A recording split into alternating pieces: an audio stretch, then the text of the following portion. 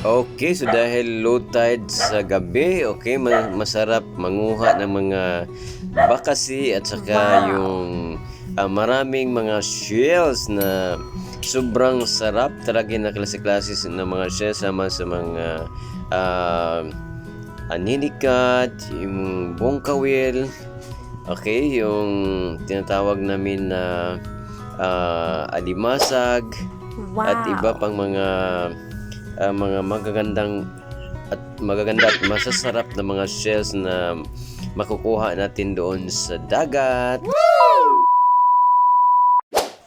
Alright, magandang gabi, magandang umaga, magandang tanghali sa lahat ng mga followers natin sa buong mundo. Andito na naman tayo sa ating next episode ng Padagat Adventure ni Nicolas. Alright, so sobrang ganda ng panahon ngayon at saka at the same time low tide sa gabi. So masarap manguha ng mga bakasi at sa mga magagandang shells na iba't ibang klaseng shells na makukuha natin doon sa dagat at saka yun, dala-dala natin yung mga peripherals natin ng mga kabantakan ni Nicolas. Right, yun maganda ang mga view natin dito guys. Ibaba namin dito sa bahay. Right, yung mga rock formation, sobrang ganda. At the same time, makikita mo dito yung sunset. Okay? Sunset. Alright, so huwag kang malilibog, Noy. Yun ang sunset na sobrang ganda talaga. Kitang-kita talaga dito sa ating dalawang mata. Okay, so overlooking dito sa Bohol Plaza Resort at saka sa buong Dawis at sa Panglao Island. Yan sobrang ganda ng sunset. Yan. Okay, si Nicolas, cute na pod. Alright. Yun, tinuturo pa. So, ito yung mga tinatawag namin na mga kabakhawan na tinatanim ng sinaunang panahon pa ng mga panahon ng panahon ni Sikadunas. Alright, so ito yung sobrang ganda talaga ng view ng sunset dito sa aming lugar at saka syempre hindi natin kalimutan yung mga bantakarns natin na 20 ka pieces, so nilagay na natin doon sa mga spot na which is maraming mga eel or bakasi para kusog mo kisi-kisi. Alright, so yun dito sila dumadaong yung mga lancha na malaking lancha, dito natin makikita. Okay, so syempre dahil gabi na, dala-dala natin yung flashlight o unang kuha natin yung tinatawag na bongkawil or edible shell. So sobrang sarap nito guys kainin. At saka pangalawa natin nga kuha yung anong tawag nito, basta dako nga shell, dakong unod ni. Kalimutan ko yung anong pangalan nito na shell. Basta sobrang sarap ito kainin guys. Lagay isausaw natin sa suka at saka tuyo. Okay, lagyan maraming kalamasan sa sili na maanghang at saka sibuyas at saka kamatis. Iyon kuha na naman tayo na bongkawil. Wow, sobrang sarap talaga ito. Dalawa pa. Okay? Dalawa pa nagsama itong dalawang babae at saka lalaki siguro to. Okay? Nagde-date sila.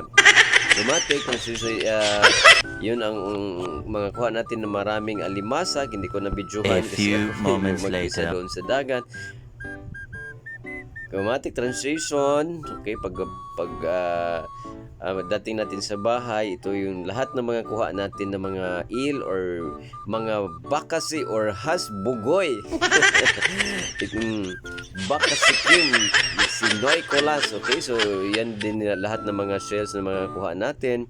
Ay sobrang dami talaga.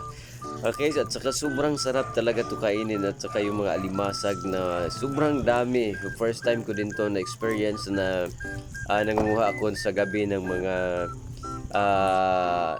shells at saka bakasi. Sobrang dami din na lumapit sa akin yung mga alimasag. So sobrang sarap to gataan at saka masarap din to na na malaki yung unod, buhay na buhay pa. So ang sakit ito, mga gat, yung sipit nito kahit maliit lang pero grabe yung sipit. Ang sasakit talaga mga ngagat, sobra pa sa gibuwagan ug uyab. Alright, si Mingkay and then naman starring at saka si Power, na yung aso natin na Power ang pangalan, at saka si Mingkay.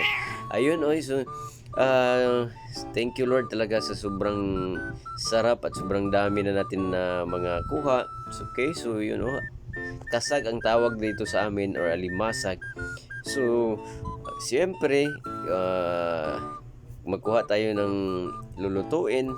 Okay, at saka yung isabay natin sa shells para hihigop na naman tayo ng napakasarap na sabaw na fresh talaga from the sea. Okay, yes! Yung mga yung tinatawag natin na Pokemon. Ayun, so excited ako na makahigop ng sabaw, kaya hugasan natin ng madaming beses para makukuha talaga yung mga lumot-lumot. Okay, so si Mingkay din hindi nagpapahuli, kumukuha gusto din kumain ng bakasi or hasbugoy.